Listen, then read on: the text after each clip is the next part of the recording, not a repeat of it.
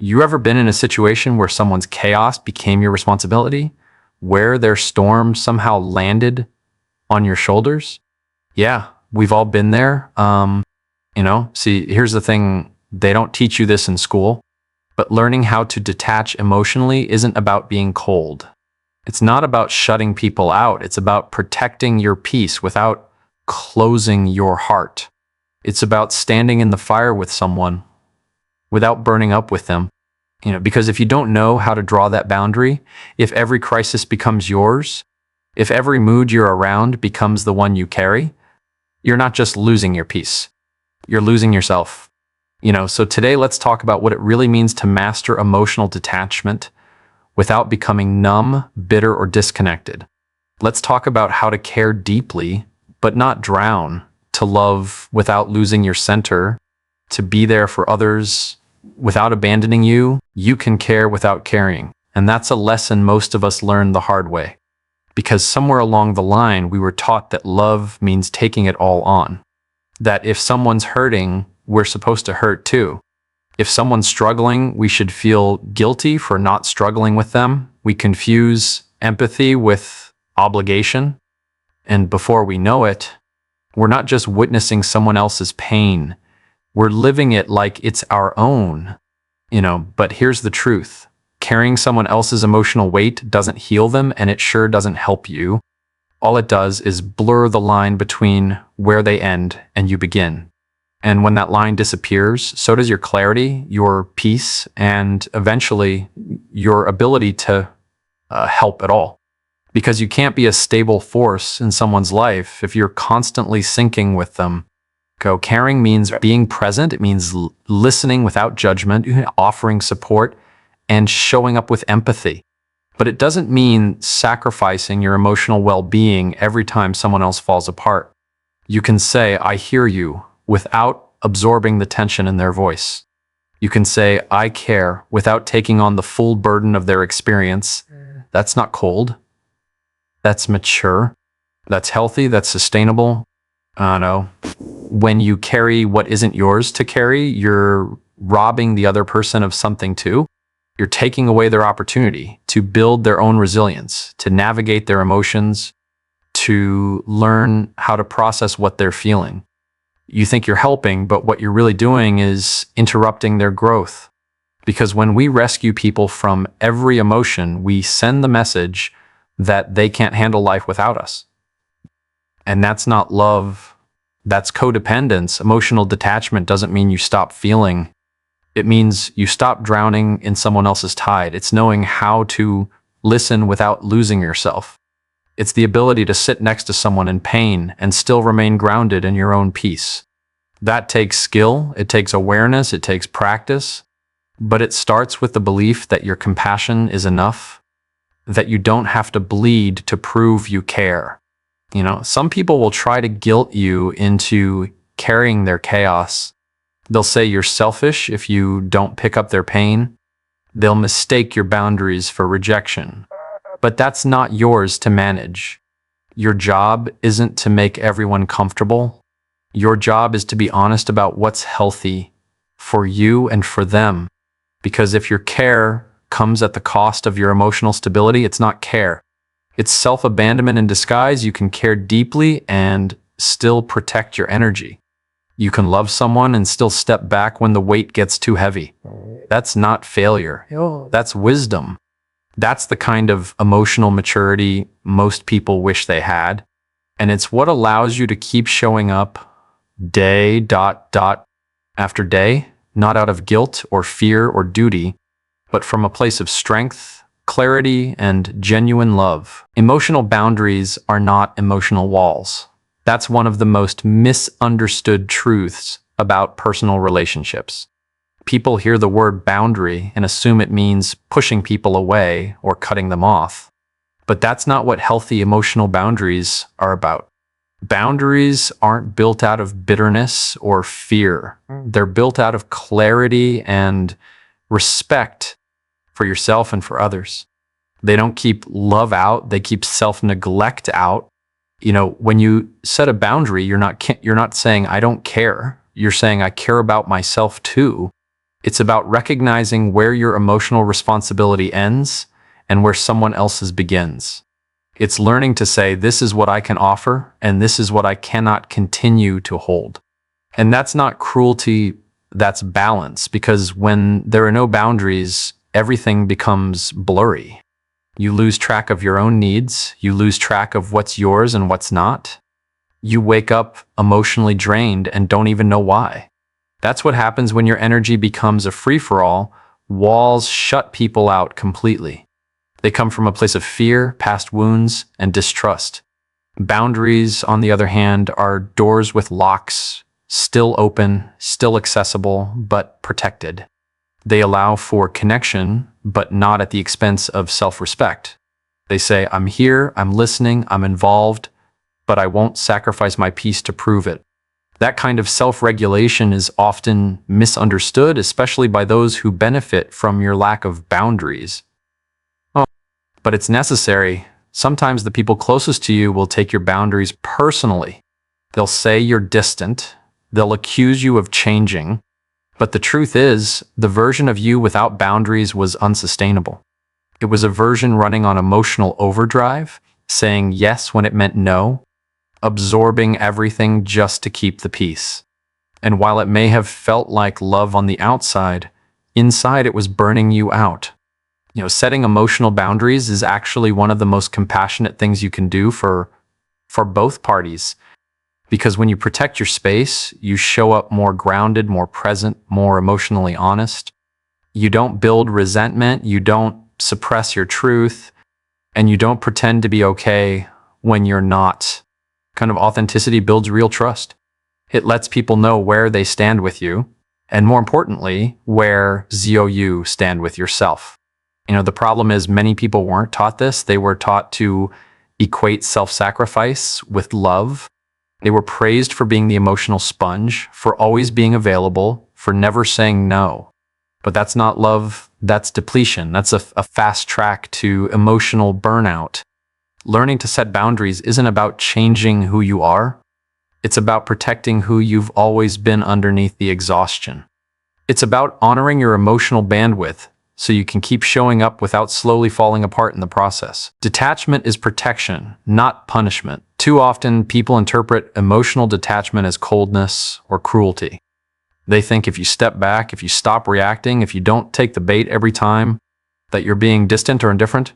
But emotional detachment isn't about punishing anyone. It's about creating space so you can breathe, think clearly, and stop being pulled in by every emotional current that passes through the room. It's a defense mechanism, yes, but not a weapon. It's not about hurting others. It's about keeping yourself from being hurt over and over by the same patterns. When someone is constantly pushing your buttons, testing your limits, or projecting their unresolved issues onto you, detachment becomes a necessity. It's how you protect your mental clarity from being hijacked. It's how you stop being controlled by someone else's mood swings, guilt trips, or emotional manipulations. You don't engage to retaliate. You don't mirror their chaos.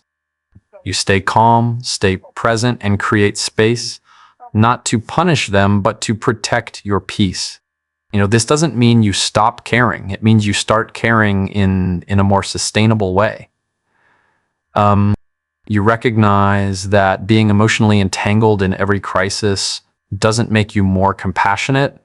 It just makes you exhausted. When you detach, you're still observing, still empathizing, but you're doing it with a sense of inner grounding. You're not letting their storm become your weather. You're not taking everything personally.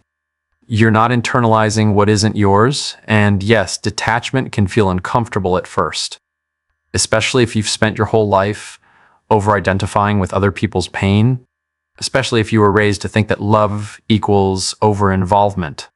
But there comes a point when constantly being available becomes unsustainable.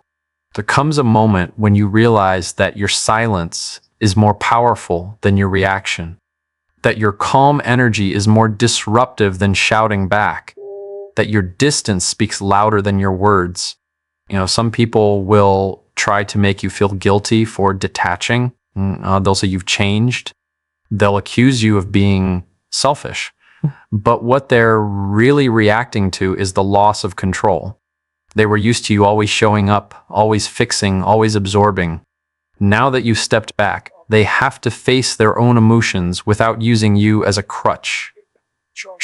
And that's not punishment, that's accountability. Detachment gives you the space to see things clearly. It helps you respond instead of react. It helps you listen without absorbing.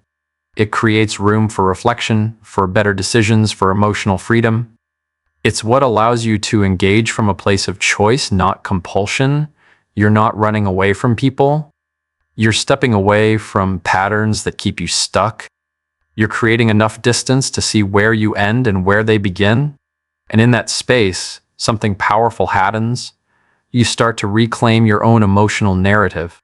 You start to realize that not every battle is yours to fight. Not every emotion is yours to carry. Not every storm is yours to stand in. You don't owe anyone your peace as proof of your love. Somewhere along the way, people started to believe that love means sacrifice without limit. That if you're not suffering alongside someone, if you're not constantly available, constantly drained, constantly proving your commitment through emotional exhaustion, then somehow your love is lacking. But love isn't proven through your burnout. It's not measured by how much chaos you're willing to absorb. Your peace is not a bargaining chip. It's not the currency you trade to show someone you care. It's a vital part of who you are, and it deserves to be protected. There are people who will expect you to bleed emotionally just to keep them comfortable. They'll call you selfish the moment you step back to catch your breath. They'll twist your need for rest into a narrative about rejection. And if you're not grounded, you'll start to believe it. You'll start to feel guilty for creating space, for saying no, for refusing to take on what was never yours to begin with. But love built on guilt isn't real love. It's emotional manipulation dressed as connection. And it leads to nothing but resentment and fatigue. Maintaining your peace is not a betrayal. It's a boundary. It's what allows you to stay rooted when everything around you feels like it's pulling you in different directions. Because when you lose your peace in the name of love, you lose your ability to love clearly. You start reacting instead of responding. You start taking things personally that have nothing to do with you. You start overanalyzing, overfunctioning, overexplaining, and eventually you lose your emotional clarity. You forget where you end and the other person begins. Real love, mature, stable love doesn't require you to abandon yourself. It doesn't demand that you give up your inner calm just to soothe someone else's chaos. In fact, the most powerful love you can offer is one that comes from a place of peace, not pressure. When you're centered, you're more present. When you're calm, you're more compassionate. When you're not constantly defending or explaining yourself, you create space for honest connection instead of emotional dependency. There will always be people who misunderstand your peace. They'll interpret your calm as coldness, your silence as distance, your boundaries as rejection. But that's not your responsibility to fix. Your job isn't to manage other people's interpretations. Your job is to stay aligned with what you know is healthy. If someone needs you to be in constant crisis just to feel loved, they're not asking for love, they're asking for control. And love that demands you destroy your inner world to maintain outer appearances is not love worth keeping. Choosing peace doesn't make you weak. It doesn't make you indifferent. It makes you wise. It means you've learned that true connection doesn't thrive in chaos. It grows in calm. It flourishes in safety. It survives when both people are whole, not when one is constantly emptying themselves just to keep the other emotionally full. You don't owe anyone your peace as proof of your love.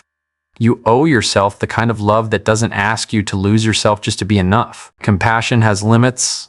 Respecting them is self-respect. We're often taught that compassion means being endlessly available, constantly understanding, always forgiving, always saying yes. But that's not compassion. That's emotional self-erasure. True compassion is rooted in clarity.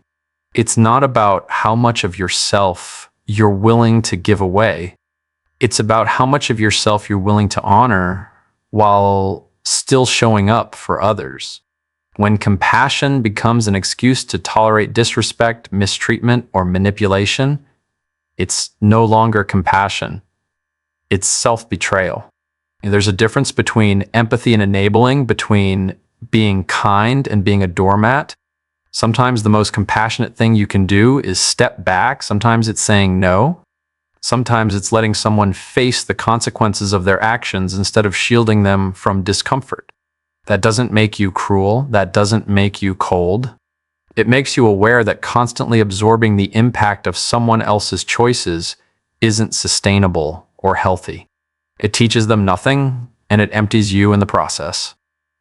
People will push your compassion to its edge if you let them. They'll take your patience and stretch it until it snaps. They'll see your empathy as an opportunity for escape. And if you're not careful, you'll find yourself justifying their behavior again and again, while quietly losing your own sense of worth. That's when compassion stops being a virtue and starts becoming a burden you weren't meant to carry. Respecting the limits of your compassion doesn't mean you stop caring. It means you start caring wisely. No, it means understanding that your emotional resources are finite, and if you spend them all on people who only take, you'll have nothing left for yourself or for the people who truly value your presence. Your kindness is not infinite. Your energy is not bottomless. You are allowed to draw a line and say, I've done enough. Some people will make you feel guilty for that line. They'll accuse you of changing, of being less supportive, of giving up. But what they're really saying is that your boundaries are inconvenient for their comfort. And that's not your responsibility to manage. You don't owe endless understanding to someone who refuses to meet you halfway. Compassion doesn't mean bending until you break. It takes maturity to recognize when compassion is no longer serving the relationship. It takes strength to walk away from situations where your empathy is being exploited. It takes clarity to know that sometimes the most loving thing you can do is love from a distance. To say, I care about you, but not at the cost of myself. That's not selfish. That's integrity. It's emotional intelligence. That's knowing that preserving your own well-being is not a betrayal of others. It's a commitment to yourself. Real compassion includes you. It doesn't leave you depleted and bitter. It doesn't make you feel small so others can feel whole. It's reciprocal, or it becomes dysfunctional. It invites growth, or it becomes a pattern.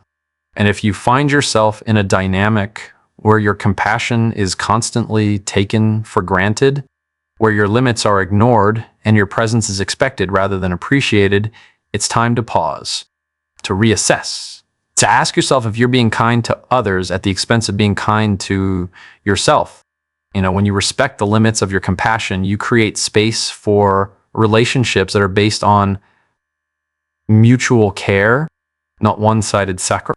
You give yourself permission to protect your energy, to guard your peace, and to offer your empathy from a place of strength, not obligation.